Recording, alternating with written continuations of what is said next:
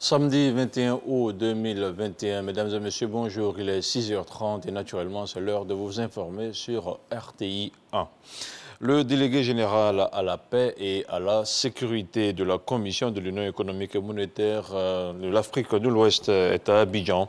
Paul Robert Tiendré Beogo est venu solliciter l'appui du gouvernement ivoirien pour la réussite d'une rencontre de concertation qui se tient à Korogo. C'était au terme d'une audience que lui a été accordée par le Premier ministre ivoirien Patrick Hachi à la primature. On regarde ce reportage. Le délégué général à la paix et à la sécurité de la Commission de l'Union économique et monétaire ouest-africaine était ce vendredi à la primature. Paul Robert Tiendré Beogo est venu solliciter l'appui du gouvernement ivoirien. Notre mission se situe dans le cadre d'une rencontre que la Commission de l'UEMOA organise au mois d'octobre à Korogo. Ce sont des concertations transfrontalières et étant donné que nous serons à Korogo, nous avons souhaité venir nous présenter au Premier ministre, lui présenter l'activité qui va consister donc en des échanges autour de la problématique de la gestion des ressources naturelles au niveau des zones frontalières pour que la paix puisse régner au niveau de ces zones-là, pour que nous puissions consacrer nos efforts, nos ressources au développement. Une rencontre de concertation est d'ailleurs prévue en octobre prochain à Korogo autour de la gestion des ressources naturelles au niveau des dites zones transfrontalières. Voilà, c'était pour vous le commentaire d'Alexis Ouedraogo.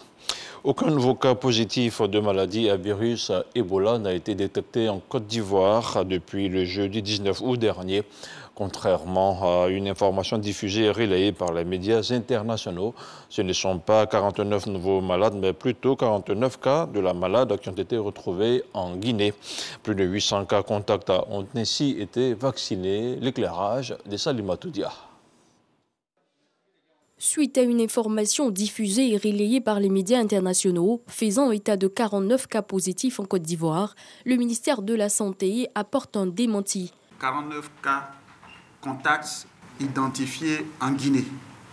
Il s'agit bien donc de la Guinée, puisque ce matin on a fait une réunion avec la Guinée, qui après avoir reçu le rapport d'investigation mené par la Côte d'Ivoire, a commencé à faire des recherches à leur niveau et ils avaient identifié 49 cas contacts au niveau de la famille de la maladie. L'Organisation mondiale de la santé, citée comme source par ces médias, apporte des éclaircissements. Le ministre de la Santé de la Guinée a fait un aperçu, la réponse qui est faite actuellement en Guinée en ce qui concerne ce cas de Ebola. Et quand on dit cas contact, ça ne veut pas dire des cas positifs. Ce sont des cas qui sont proches du patient. C'est la famille, elle a vécu avec un certain nombre de personnes qui vont nous permettre justement de les observer pendant un certain temps pour voir s'il n'y a pas de signes. Il a parlé aussi des actions qui sont menées à Zéro Corée. Et sur tous les trajets, il a même donné les itinéraires sur tous les trajets en Guinée. Les actions sont en train d'être prises. Ce qui est rassurant, ce que le ministre de la Santé de la Guinée nous a dit, c'est que la vaccination est en cours dans ces endroits-là. Du côté de la Côte d'Ivoire, 828 cas contacts ont été vaccinés ce jeudi. 65% de ces personnes, à peu près 532, sont des personnels soignants. Les autorités sanitaires ont misé sur la collaboration avec les leaders communautaires et religieux, ce qui a permis de retrouver des cas contacts directs. Ce suivi des cas contacts en utilisant cette stratégie prônée par le ministère de la Santé et de l'Hygiène publique nous a permis de retrouver 6 cas contacts qui étaient directement avec la patiente dans le cas. 3 à Dieukwé et 3 à San Pedro. Il y a 33 contacts de ces cas contacts. 33 à Dieukwé, nous sommes en train d'affiner ceux de San Pedro. On estime à 30 cas contacts de ces cas contacts feront l'objet donc d'une vaccination. Le suivi des cas contacts se poursuit. On continue à parler de santé avec notamment le point de la situation de la Covid-19. Le ministère de la Santé, de l'Hygiène publique et de la couverture maladie universelle a enregistré vendredi 20 août 311 nouveaux cas de Covid-19 sur 3575 échantillons prélevés, soit 8,7% de cas positifs, 180 guéris et 7 décès. À la date du 20 août, la Côte d'Ivoire compte donc 53 247 cas confirmés, dont 51 998 personnes guéries, 380 décès et 869 cas actifs. Le nombre total d'échantillons est de 855 738. Le 19 août, 10 732 doses de vaccins contre la COVID-19 ont été administrées, soit un total de 1 264 058 doses. Le ministre de la Santé, de l'Hygiène publique et de la couverture maladie universelle invite toutes les personnes de plus de 18 ans à se faire vacciner dans les centres dédiés. Il rappelle que la vaccination contre la COVID-19 est gratuite et volontaire. Le non-respect des mesures barrières a eu pour conséquence la recrudescence des cas positifs de Covid-19. Ces dernières semaines, le nombre de cas connaît une hausse vertigineuse et le nombre de décès a également augmenté. Au cours d'un point presse à Abidjan, le comité de veille a annoncé officiellement que le pays fait face à sa troisième vague de contamination. On retrouve encore une fois les explications de Salimatou Dia. La Côte d'Ivoire est à nouveau face à une vague de contamination de la maladie à coronavirus. Nous sommes dans une troisième vague qui nous surprend, si vous voulez, par l'ampleur des cas hospitaliers. On n'est pas particulièrement effrayé parce qu'on a la capacité de prise en charge. Ce qui est frappant et qui est important à signaler, c'est que la majorité des cas que nous avons dans nos services et 100% des décédés, ce sont des personnes non vaccinées. Je crois qu'il est important de le souligner que la mortalité survient chez des personnes non vaccinées. Un appel à la vaccination est encore lancé. Les populations sont invitées à faire leur test en cas d'apparition de symptômes. Ce qui est important, c'est l'itinéraire thérapeutique de ces patients. Ils arrivent après 6 ou 7 jours dans les services de prise en charge publics ou privés. Après un parcours de 7 jours, ils ont pensé traiter un paludisme ou une grippe. Nous sommes en train de mettre à la disposition de toutes les structures sanitaires des tests de diagnostic rapides, antigéniques, pour vite identifier la maladie. Ce n'est pas une honte d'être infecté d'avoir une maladie à Covid-19. Il ne faut pas avoir peur d'aller dans les sites de prise en charge. Devant toute fièvre aujourd'hui, dans ce contexte épidémique, il faut faire le... 1 500 000 doses de vaccins Pfizer seront réceptionnées ce vendredi en sol ivoirien. Les congressistes du 27e sommet de l'Union postale universelle ont planché hier vendredi sur la tenue ou non d'un congrès à mi-terme permanent qui se tiendra tous les 2 ans. Une proposition faite par la Côte d'Ivoire était au cœur des débats de cette 11e journée. Les explications de Cheikh Koné.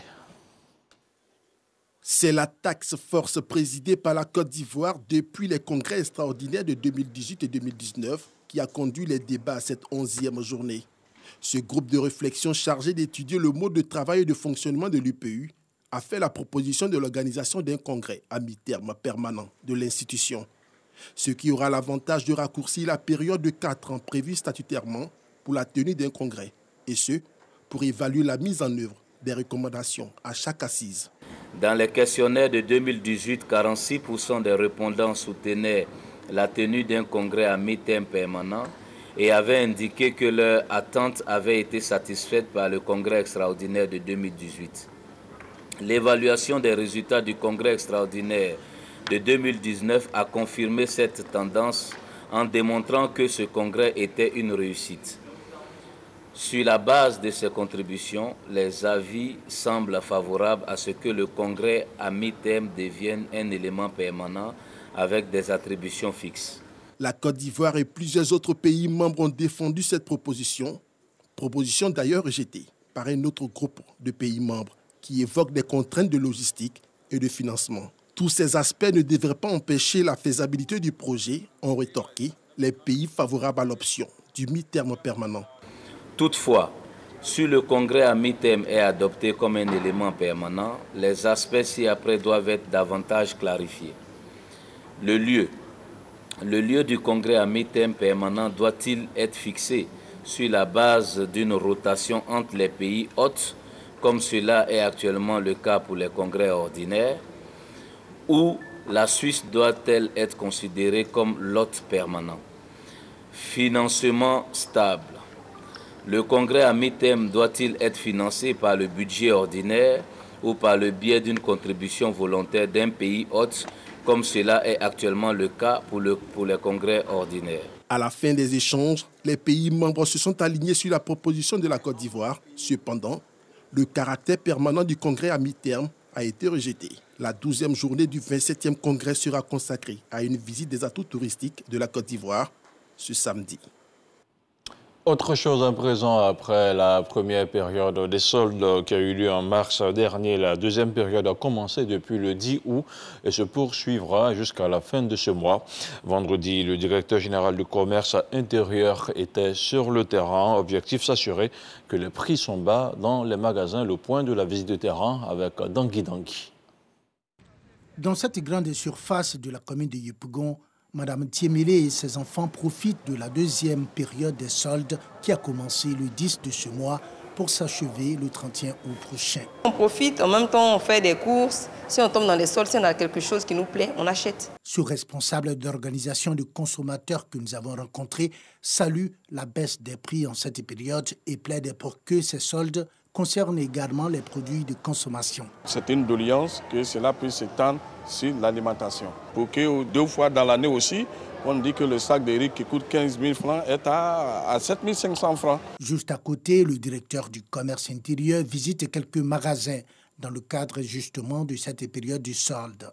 Après Yopougon, la délégation de la direction du commerce intérieur, conduite par Aimé Cablan-Coisan, s'est rendue dans une autre grande surface de la commune de Marcory, où il a donné les enjeux de cette tournée sur le terrain. Nous invitons l'ensemble des consommateurs ivoiriens à profiter de cette période où vous avez noté avec nous l'ensemble des points de vente que nous avons visités qui offrent des articles de toutes les bourses.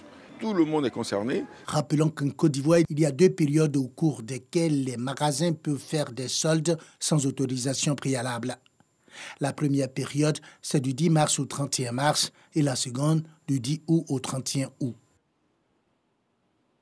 Du sport, du football à présent, le COCAN 2023, le comité d'organisation de la CAN 2023 en Côte d'Ivoire est au Cameroun. Il a rendu une visite de courtoisie à son homologue à Yaoundé. Une rencontre suivie par nos envoyés spéciaux à Yaoundé, Benson Pierraka et Barnabé Conan. Le COCAN 2023 est déjà à l'école du COCAN 2021 pour s'inspirer de l'expérience camerounaise afin de parfaire la future organisation à l'ivoirienne.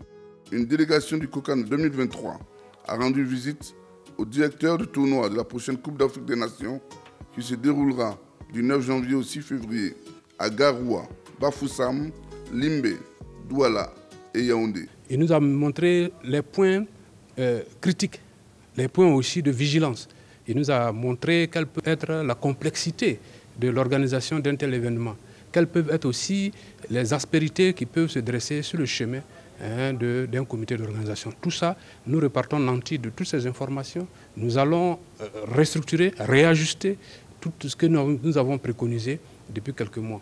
Admirative devant la volonté affichée des Ivoiriens de s'y prendre suffisamment tôt, la partie camerounaise a proclamé sa disponibilité à accompagner la Côte d'Ivoire dans son ambition de relever avec maestria le défi d'une CAN éblouissante. Pas la toute première fois qu'on se rencontre, je pense la deuxième fois, nos différentes commissions techniques ont eu un certain travail, eux. Ça veut dire qu'ils sont conscients de ce qui les attend. Donc nous ne pourrons que les encourager d'aller de l'avant. C'est un pays frère, nous n'avons pas droit à l'erreur. Si nous réussissons, s'ils réussissent aussi, ça sera notre plaisir pour que le nord de l'Afrique aille vers l'avant. Après une belle cérémonie du tirage au sort, le Cameroun s'apprête à offrir à l'Afrique une CAN qu'il espère mémorable. Le COCAN 2023 veut en tirer le meilleur. Dans l'actualité hors de chez nous, en Libye, une grande partie du pays est désormais privée d'eau depuis déjà une semaine.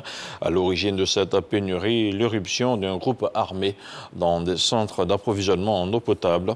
Le groupe exige la libération d'Abdallah al-Senoussi, un homme autrefois proche du dirigeant Muammar Kadhafi et ancien ministre de l'Intérieur. Et puis un mot sur le climat. Grace est devenu hier vendredi soir un puissant ouragan de catégorie 3 avant d'atteindre pour la deuxième fois les côtes du Mexique. L'annonce a été faite par le Centre américain de surveillance des ouragans, le NHC. Il a été localisé avec des vents soutenus à 195 km/h. Le phénomène naturel était déjà passé jeudi par le Mexique en traversant la péninsule du Yucatan sans faire de morts ni de dégâts matériel majeur. Et c'est ici que l'on s'arrête pour ce 6h30. Merci de votre fidélité à notre chaîne. Je vous retrouve demain à la même heure.